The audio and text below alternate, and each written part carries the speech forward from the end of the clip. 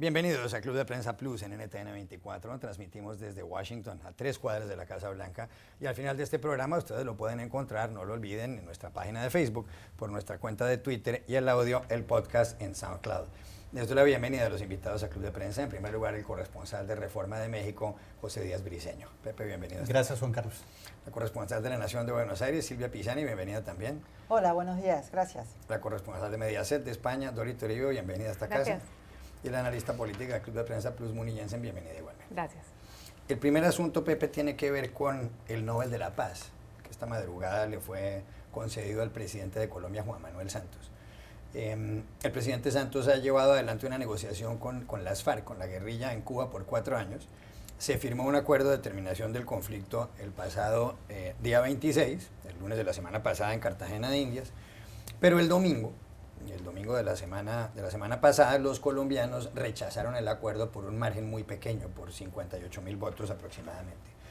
Dicen los miembros del Comité Nobel, que además se confiere en Noruega, es el único premio Nobel que se da en Noruega por decisión de Alfred Nobel, dijo que el comité ha decidido premiar con el galardón al presidente colombiano por sus esfuerzos decididos de llevar la paz a un país con un conflicto, con una guerra civil, dice el Comité Nobel, de más de 50 años. Ha habido 220.000 víctimas en total.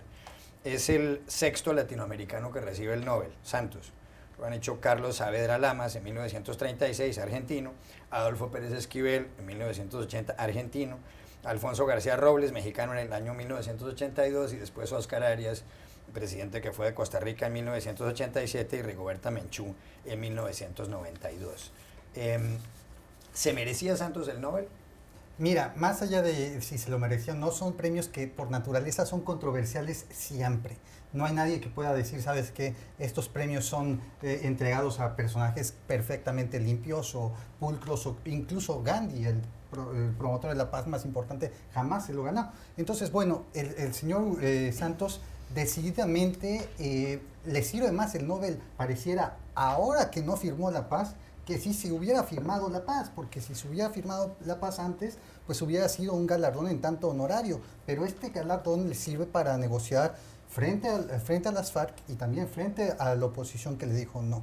Hay que ver exactamente, no garantiza que le dé mayor fuerza en esas negociaciones, pero sí, o sea, decididamente también es muy interesante porque pone el ojo en América Latina en un momento en el que se buscan soluciones a problemas en otras partes del mundo.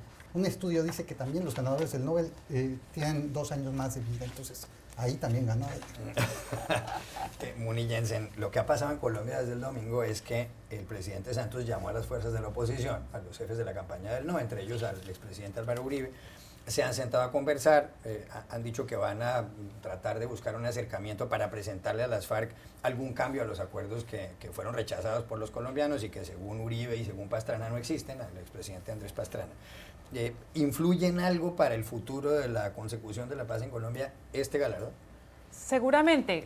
En primer lugar, creo que Santos no se merece el premio Nobel, o por lo menos no se lo merece todavía, porque los premios, creería yo, como no se lo mereció Obama en su momento, no se otorgan por las intenciones y por los esfuerzos, sino por los resultados. Habrían podido esperar un año, donde seguramente habrá más claridad sobre los resultados del acuerdo de paz. Si conviene, hay 2 formas de mirarlo. Por un lado, ha generado rechazo en Colombia entre el 50% de la población el que se le haya otorgado ese premio a Juan Manuel Santos. Por otro lado, si en algo contribuye a las conversaciones que en este momento se están llevando a cabo, el otro proceso de paz entre Santos y la oposición, si contribuye a fortalecer a Santos, a darle un mandato más claro para continuar con esas negociaciones, bueno, muy bien, sí conviene sin duda. Otra cosa que le quita legitimidad a este premio es que fue demasiado trabajado. Noruega es un país garante del proceso de las conversaciones de paz, está clarísimo desde hace muchos años que ese era uno de los objetivos de Juan Manuel Santos. Creo que el hecho de que haya sido algo tan deliberado la búsqueda de ese proceso de paz es parecido a si un autor famoso escribiera una novela para ganarse el premio Nobel de Literatura. De todas maneras, creo que también le pone un foco a el fracaso del sí. en este momento en el mundo, donde ya hay muchísima confusión en la comunidad internacional sobre lo que ha pasado en Colombia, pues el hecho de que ocurra esta premiación tan rápido agrega un poco a la confusión. Pero nuevamente, si contribuye a fortalecer la conversación de paz, este premio Nobel Light va a funcionar. El premio Nobel de la Paz, Silvia, se otorga en Noruega por decisión, decía yo, de Alfred Nobel, el hombre que dio el dinero para que se confirieran, entre otras cosas porque él decía que el Parlamento noruego estaba más libre de presiones externas. El Comité Nobel lo conforman 5 miembros elegidos por el Parlamento noruego. No ha sido exento de polémica el premio Nobel a lo largo de la historia. Estaba lo que decía Pepe Díaz Briceño a Gandhi, que además lo candidatizaron 3 o 4 veces, no se lo dieron ni siquiera de manera póstuma a Gandhi, repito. Pero ha habido otros casos, por ejemplo en 1939 a Cordell Hull, que había sido secretario de Estado de Franklin Roosevelt, le dieron el premio Nobel, pero él en algún momento dado se había opuesto a que un buque con inmigrantes judíos llegara a las costas estadounidenses, rechazó justamente que pudiera atracar aquí, los judíos regresaron y algunos fueron víctimas del Holocausto. Luego en 1973 le dieron el premio compartido, uno de los ganadores fue Henry Kissinger, sí, que seguía a Estados Unidos bombardeando lo que era el territorio de camboyano, y fuera de eso, para rematar después, Kissinger apoyar las dictaduras suramericanas, no se sabía eso en ese momento. En 1994 se lo dieron a Yasser Arafat, y mucha gente decía que Arafat había cometido muchos atentados terroristas, o los había ordenado, y por otro lado en el 2009 se lo dieron a Barack Obama, como contaba Muni, y Barack Obama pues ha tenido que dar órdenes de que haya bombardeos de los Estados Unidos. ¿Habrá tanta polémica en este caso de Santos como en estas otras, o no, o es prematuro, como dice Moni? Yo creo que son siempre controvertidos. No sé si va a haber tanta polémica, posiblemente no tanta polémica en el mundo, porque Colombia, si bien no es un país sistémico, como sí lo es Estados Unidos, el Nobel a Obama sí fue muy controvertido porque es un país que influye mucho en el sistema internacional. Lo que sí no estoy tan segura con la idea de Nobel de que el Parlamento noruego, el Tribunal noruego era menos permeable, porque evidentemente creo que entraron también en el discurso de él sí va a ganar. Y creo que fueron parte de eso. Yo creo, y me acordé de Muni, te juro, cuando salió el premio, cuando leía que se lo había ganado, me acordé porque con Muni discutimos mucho de la cultura, en la cultura norteamericana, del tema de la cultura de las intenciones. No importa, no lo conseguiste, pero trataste, y hay que... Entonces yo aviso, por las dudas, que yo siempre estoy buscando primicias, una de esas me dan el Pulitzer, porque que las consiga o no, pero que lo intento, no saben cómo, entonces a ver si me dan el Pulitzer. Pero dicho esto, y ahora vuelvo a la seriedad, yo creo que el ganador del premio Pulitzer, del premio Nobel, es el pueblo colombiano, que hace años se viene bancando esta guerra, se viene bancando este conflicto y viene creyendo cada vez que le ofrecen una posibilidad de paz, que la paz es posible. Solo que cuando le ofrecen una fórmula que le suena amañada y a engaño, no lo toman. Y me quedo con una idea.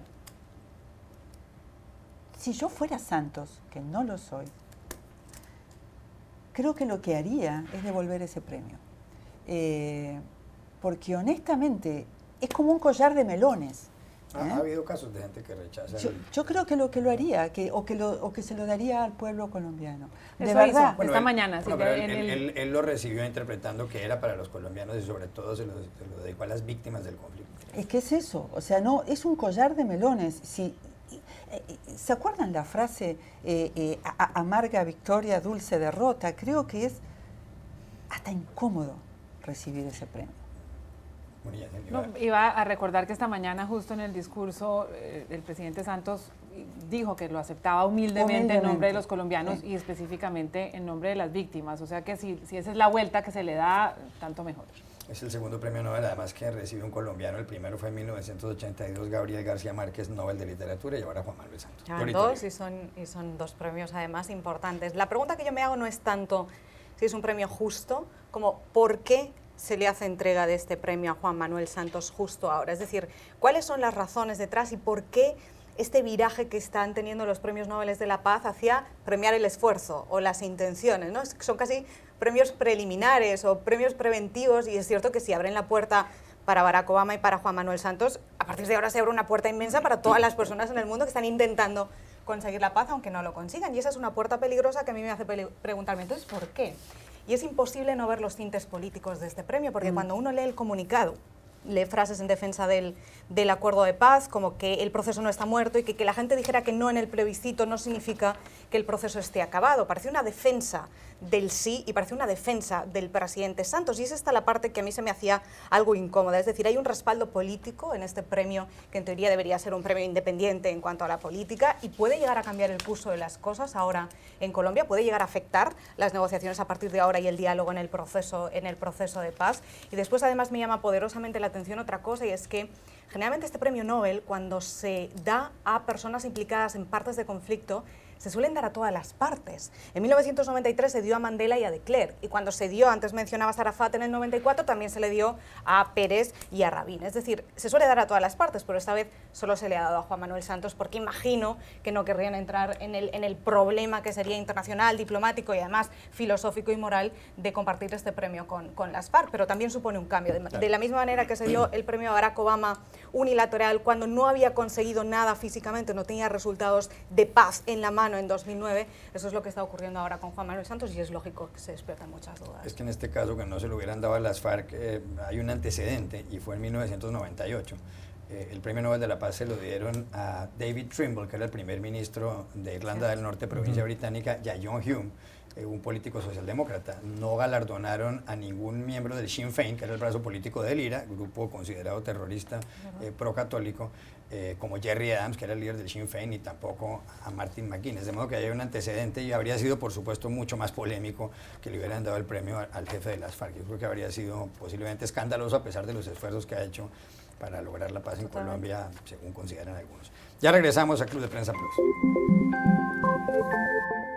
Volvemos a Club de Prensa Plus en NTN 24 desde Washington. Y continuamos con el tema, Pepe Díaz Briceño, a propósito de este premio Nobel, y sobre todo a propósito del resultado del plebiscito en Colombia el pasado día 2 de octubre, el pasado domingo, porque ganó el no. Los colombianos, por un margen muy pequeño, del 0,5%, menos de 60.000 votos, rechazaron ese acuerdo firmado el pasado día 26 entre el gobierno de Santos y las FARC.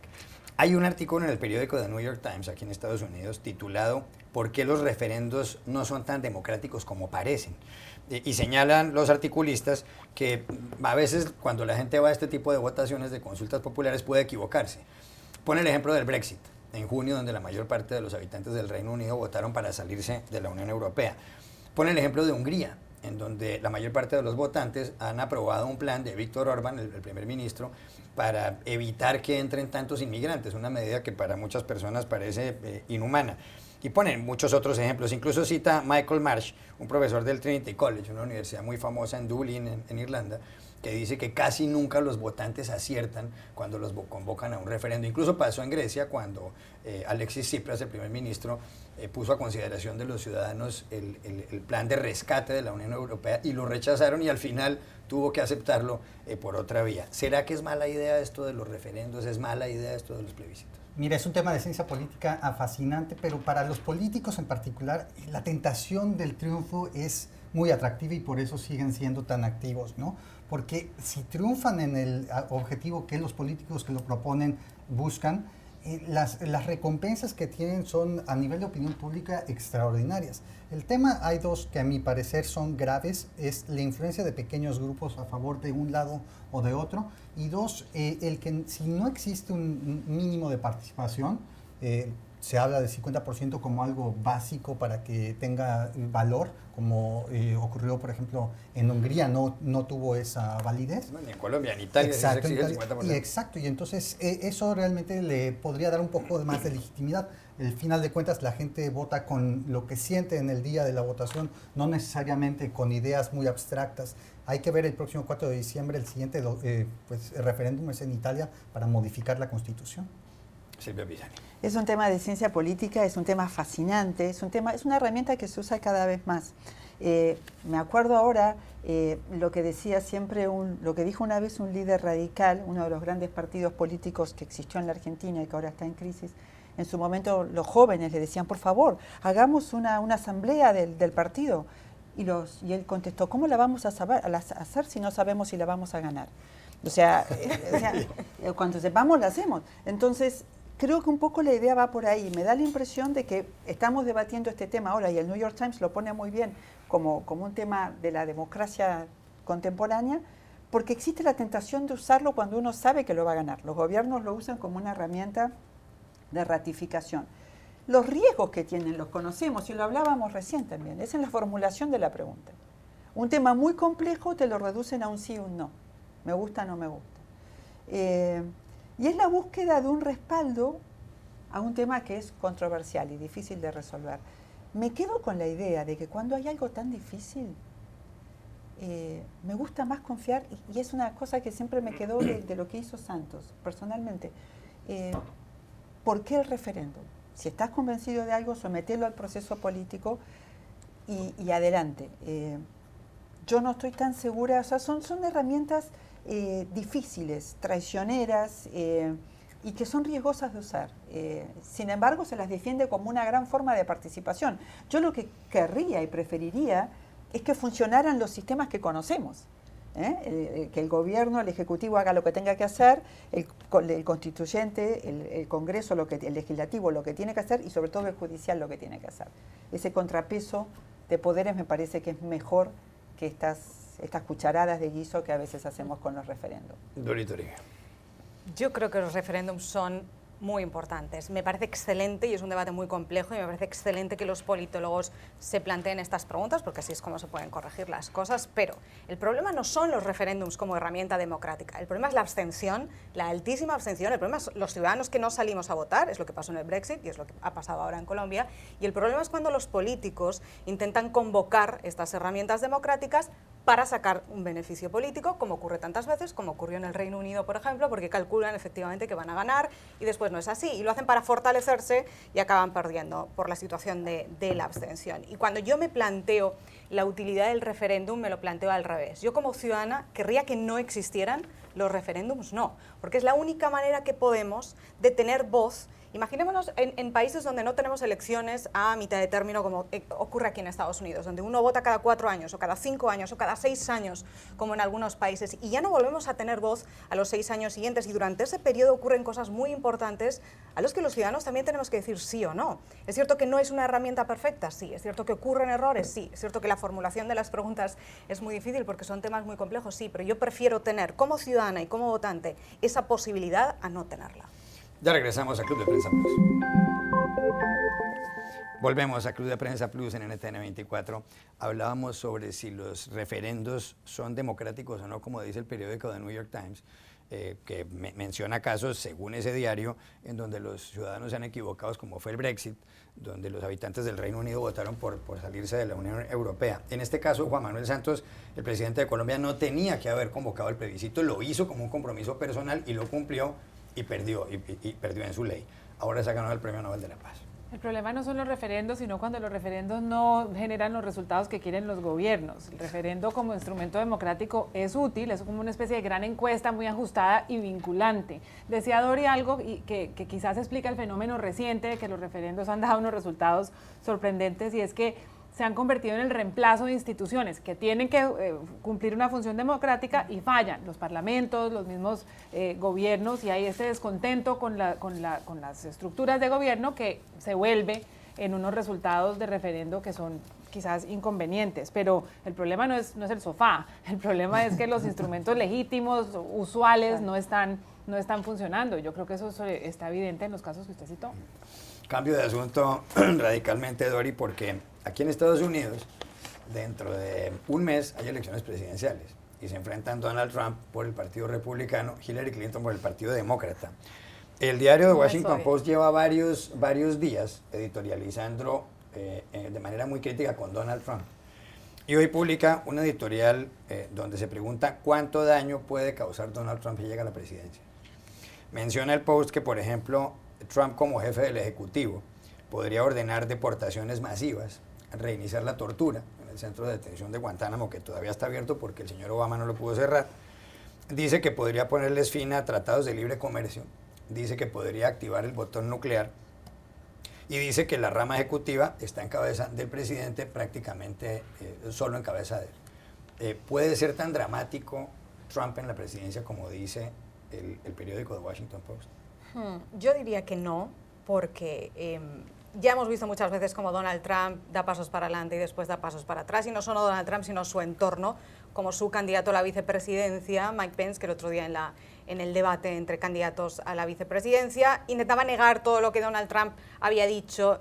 De alguna manera esto hace intuir que en el caso de que llegara a la Casa Blanca, después un presidente está rodeado por un gabinete, por muchos asesores, por muchos secretarios, y tiene además un mecanismo de control que existe en este país, que se llama el Congreso de los Estados Unidos, donde veríamos quién tiene las mayorías. Y como sabemos, además, Donald Trump ni siquiera tiene el respaldo de su partido, del Partido Republicano, con lo que muy posiblemente para muchas de esas cosas no solo tendría que enfrentarse a los demócratas o a sus propios asesores en la Casa Blanca o a la parte de los ciudadanos que tienen contra, sino a su propio partido. Lo que sí me llama la atención es el propio editorial del Washington Post, que es tremendamente duro. No es la primera vez, es cierto, pero a mí me ha llamado más la atención porque la terminología, el lenguaje es extremadamente duro, pese a estar hablando de algo, de un tema que, como insiste el propio editorial, no se sabe. No sabemos lo que pasaría. Esto son conjeturas puras y duras. Y esta es la pregunta que yo me hago, y además pregunta a la que no tengo respuesta, ¿eh? No se trata de que yo esté haciendo ningún juicio sobre el Washington Post. Creo que es una pregunta que me hago todos los días y que nos estamos haciendo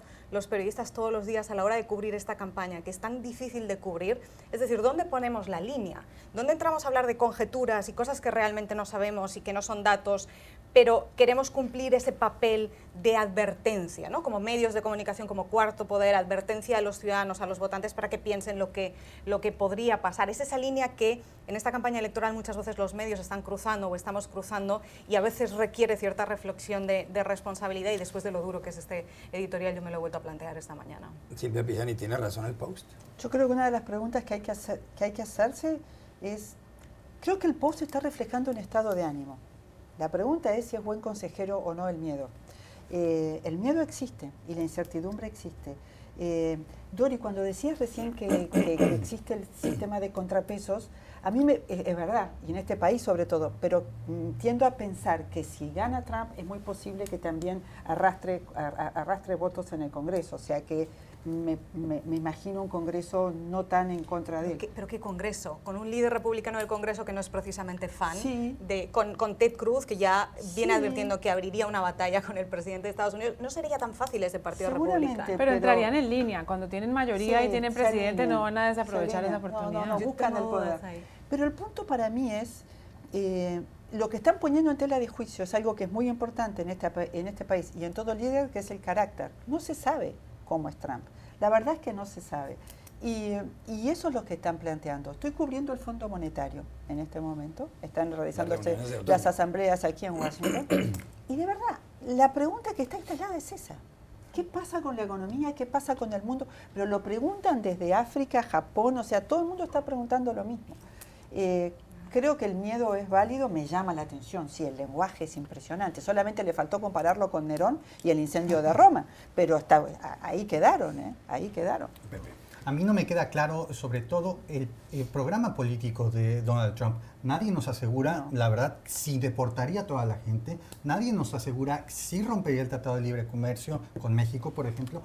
Realmente es una incógnita, y eso es lo que habla Silvia aquí, exactamente lo que pasaría si él llegara a la presidencia. Me parece muy interesante, yo soy un optimista en general, y me parece interesante las bases del optimismo al final que pone el Post, ¿no? Uno, la fuerza del servicio civil estadounidense, que le diría, ¿sabe qué? Se tiene que ir por este camino. Dos, la fortaleza del sistema político estadounidense, se habla del Congreso y así. Pero tres, dice, la bondad inherente del pueblo estadounidense. Bueno, eso ya para una audiencia internacional ya está un poquito más en discusión. Dos cosas muy breves. La primera es que no es miedo, sino pánico el del Washington Post. Le da a uno para pensar que tiene una información secreta donde dice que casi seguro va a ganar Trump. Esto es realmente un llamado muy, muy vehemente en contra de Trump. Y lo otro es que es un regalo para los votantes de Trump, que les digan que hay un presidente que va a devolver a los inmigrantes, volver a establecer la tortura y cerrar los tratados de libre comercio. Ya está, votos para Trump. Cambio de asunto, porque también en el Washington Post, a propósito de esto de mes que resta para las elecciones, una columna de Petula Dvorak, y ella dice que Hillary Clinton es víctima de unos ataques por ser una mujer de 68 años. Y además unas estadísticas de cómo hay una discriminación, incluso laboral, contra las mujeres mayores en Estados Unidos y en el resto del mundo.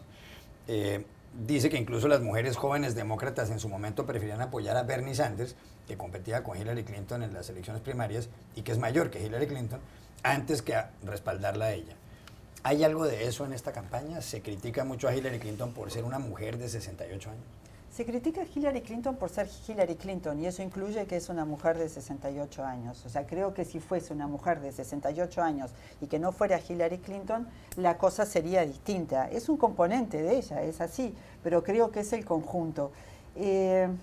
No me parece el punto central en Hillary, en lo que se le cuestiona a ella.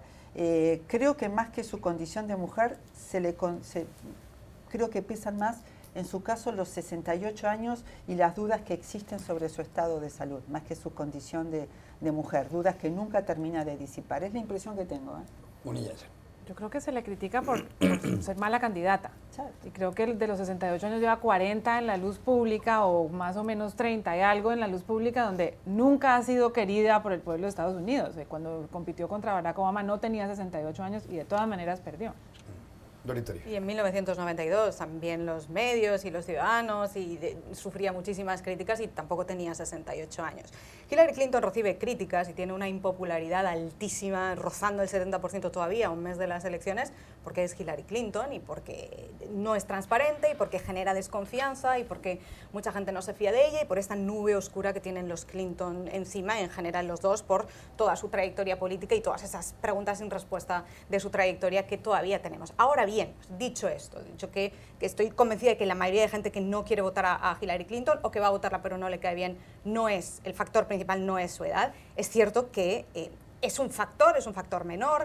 Yo recuerdo en 2012, cuando ya existía todo este debate de si Hillary Clinton dejaría la Secretaría de Estado para intentar aspirar a la presidencia, y uno de los editoriales del New York Times se mencionaba el hecho de que iba a ser abuela y que eso iba a ser un problema o no, que si una abuela podía estar en la Casa Blanca. En aquel momento estaba Mitt Romney, candidato presidencial republicano con 100 nietos, y a nadie jamás se le ocurrió preguntarse por estas cosas. Quiero decir, el doble rasero existe, pretender que esta sea el primer factor de voto no es cierto, y tampoco creo que sea una cuestión de edad. Creo que en general las mujeres con poder y con voz generan cierto rechazo en la sociedad todavía, da igual la edad que tengan, también las mujeres jóvenes generan cierto rechazo si levantan la voz y tienen una opinión, y eso es algo de lo que tenemos que ser conscientes, pero tampoco darle una importancia sobrevalorada como si fuera el primer factor de voto, porque no lo es. Pepe. No, y la verdad es que si hay un factor ahí metido, no es el factor principal de la oposición de muchos a Hillary Clinton, pero sí hay un factor porque el señor Trump, pues no me acuerdo exactamente que se le recuerde todo el tiempo que tiene,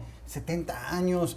Se ha hablado, por ejemplo, incluso él presume su vigor sexual y la estamina, se retrata con chicas guapas. Nadie se pone a cuestionar exactamente dónde él está a nivel físico, ¿no? Entonces, claramente me parece que hay una cuestión ahí de doble rasero y a nivel general, obviamente, esto ocurre en todas las sociedades. Falta un mes para las elecciones. ¿Quiénes creen ustedes que van a ganar estas elecciones? ¿Donald Trump o Hillary Clinton? Después de leer el editorial del Post, Donald Trump. ¿Por qué? Porque hay un estado de pánico muy grande y hay un estado de descontento muy grande a nivel mundial donde todo lo que uno menos espera sucede.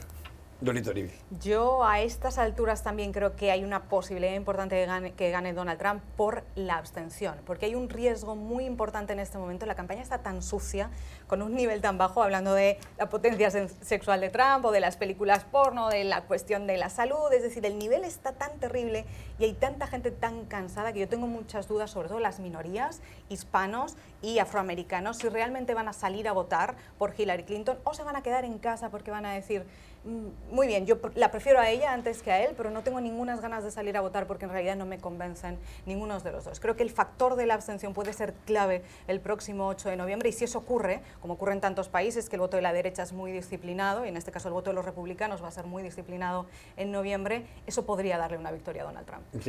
Creo mucho en el factor de la abstención, creo que va a ser fundamental y yo voy a votar, voy a decir que no sé quién gana y decir hoy que no sé quién gana a 4 semanas de las elecciones es reconocer que hay enormes posibilidades de que gane el señor Donald Trump. Pepe. Yo acabo de escribir un artículo para el fin de semana que espero que no se me arruine, pero puse que básicamente la pregunta era sobre si Trump era un cisne negro, que era uno de estos eventos improbables únicamente ocurriendo en las primarias republicanas, pero que era imposible que se volviera a replicar y que su factor no es igual al nivel de las elecciones generales. Pero lo que sí es cierto es que en esta campaña electoral americana, si uno se preguntara cómo están las cosas en este momento, ¿quién iba a imaginar que un huracán monstruoso iba a atacar la costa del centro de Florida, que es uno de los corredores más importantes electoralmente? Sí. ¿Quién iba a imaginar que el señor Trump iba a estar liderando ahorita en Ohio? Entonces, exactamente dónde puede estar, todavía no podemos decir. Cambio de asunto para un tema que llama la atención, que está en tantos medios de comunicación, y tiene que ver con la histeria, esto suena un poco curioso, aquí en Estados Unidos, por los payasos.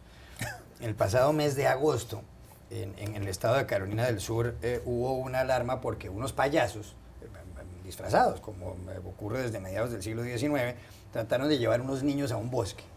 Y han ocurrido cosas como, por ejemplo, que en la universidad, en Pennsylvania State University, organizaron una cacería de payasos los estudiantes. Si aparecen payasos por ahí, tratan de agredir a los payasos. En el estado de Connecticut, en algunos condados, han prohibido los disfraces de payasos. Estamos próximos a la fiesta del 31 de octubre, lo que en inglés se llama el Halloween. Desde Alabama a Wisconsin, en todo Estados Unidos ha habido problemas, ha habido artículos en primera página del Washington Post, hay artículo en la revista Time, hay artículo en la BBC. ¿Cómo es posible que los payasos, que se supone que son un símbolo de diversión, terminen convertidos en esto? Lo impresionante es lo fácil que se puede sembrar el terror, y lo digo en el caso personal. Tengo hijos en los colegios públicos del estado de Maryland, han llegado correos del superintendente de los colegios, del rector de los colegios, advirtiendo sobre la amenaza de los payasos. Los niños no salen ya más por la noche a sacar el perro, aunque puede ser un buen pretexto, y en el colegio llegan unas notificaciones de que los payasos van a llegar a las 5 de la tarde y todo el mundo entra en pánico. Lo que empezó como una especie de chiste en este momento se ha convertido en una suerte de terror.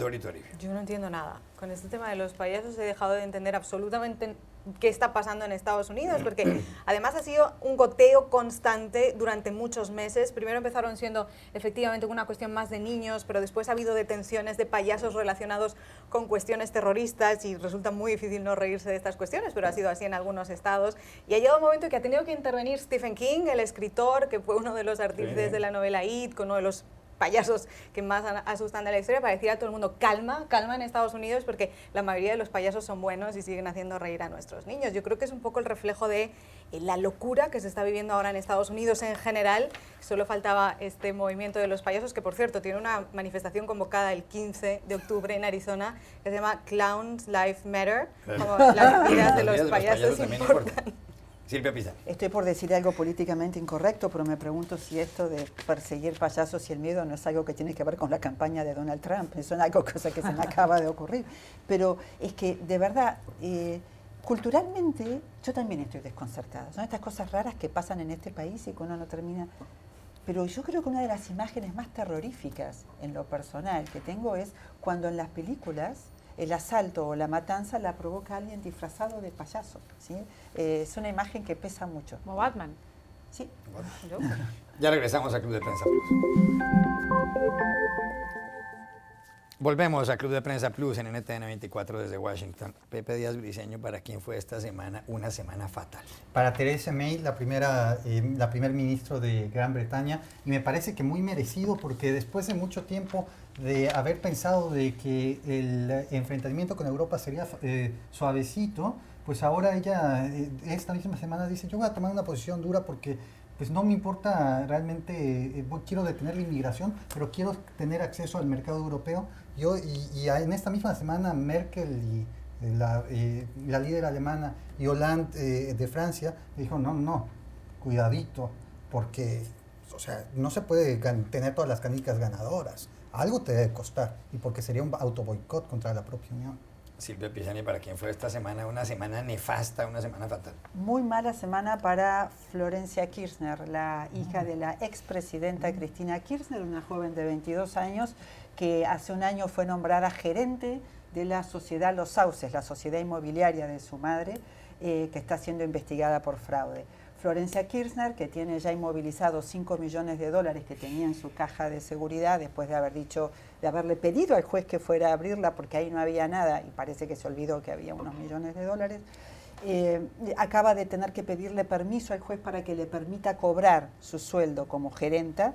Su sueldo equivale a unos 4.500 dólares porque ese dinero está inmovilizado. Es la historia del poder y su caída y la investigación judicial que viene después. Un aporte de lo que es la sociedad Los Sauces, de donde es gerenta Florencia y tiene su sueldo paralizado, es que otro de los empleados, ¿sí?, que se llama Ramón Ángel Díaz, le preguntaron, ¿dónde queda Los Sauces? Y él dijo, no sé, yo soy jardinero de la señora Cristina. Dorito, ¿para quién fue esta semana una semana fatal? Para mí la peor semana la tuvo el gobernador de Virginia, Terry McAuliffe, porque el día después del debate entre los candidatos a la vicepresidencia de Estados Unidos, Mike Pence, el republicano, y el demócrata Tim Kaine, después celebró una fiesta con el demócrata Tim Kaine, que como sabemos también fue gobernador de Virginia y alcalde de una de las localidades cercanas a donde se celebró el debate en Farmville, y entonces hicieron una especie de meeting celebratorio para encumbrar la actuación en el debate del candidato a la vicepresidencia de Hillary Clinton. Lo que ocurrió es que sonaba la música y además sonaba parte de música de reggaetón y el gobernador se puso a bailar muy mal. Digamos que sin ningún tipo de sentido del ritmo. No es la primera vez que le hemos visto bailar así, también ocurrió en la convención demócrata en Filadelfia el pasado verano y también se armó un poco el lío. Esta vez se armó todavía más hasta el punto de que tuvo que pedir, entre risas y de modo de broma, pero dice que tuvo que pedir disculpas a su equipo porque al día siguiente solamente se hablaba de eso, solamente se hablaba de qué tal bailaba el gobernador de Virginia, mientras Tim Kaine estaba intentando hacer un discurso después del debate, y la reflexión al final es cómo más de raras van a ser estas elecciones y de cuántas cosas triviales vamos a tener que estar hablando más, no de la economía, no del desempleo, sino de películas porno o de cómo baila el gobernador de Virginia. Moni Jensen, ¿para quién fue esta semana una semana fatal? Y seguimos con lo trivial. Fue una semana fatal para Kim Kardashian, que no es fácil describirla porque ella es famosa simplemente porque es famosa. Kim Kardashian estuvo en la Semana de la Moda en París. Ella como tantas celebridades, alojada en un hotel muy exclusivo. Pues bien, según la versión de Kim Kardashian, entraron 5 hombres armados, la encerraron en un baño, la amarraron y le robaron 10 millones de dólares en joyas. Su marido, Kanye West, quien estaba en ese momento en un concierto al otro lado del mundo, lo canceló y salió corriendo. Lo malo es que nadie le creyó a Kim Kardashian. Es tal el esfuerzo que ella hace siempre por estar en el centro de la noticia y por tener notoriedad que ni la policía francesa ni el público en las redes sociales le da mucha legitimidad a la versión de ella y la acusan de querer reclamar un seguro. Ahora recientemente acusan a su guardaespaldas, que por ningún lado estaba durante el presunto robo, de ser el responsable. Gracias, Moni Jensen, por haber estado aquí. Dorito Toribio, Silvia Pizani, Pepe Díaz Briceño, y a ustedes hasta la próxima.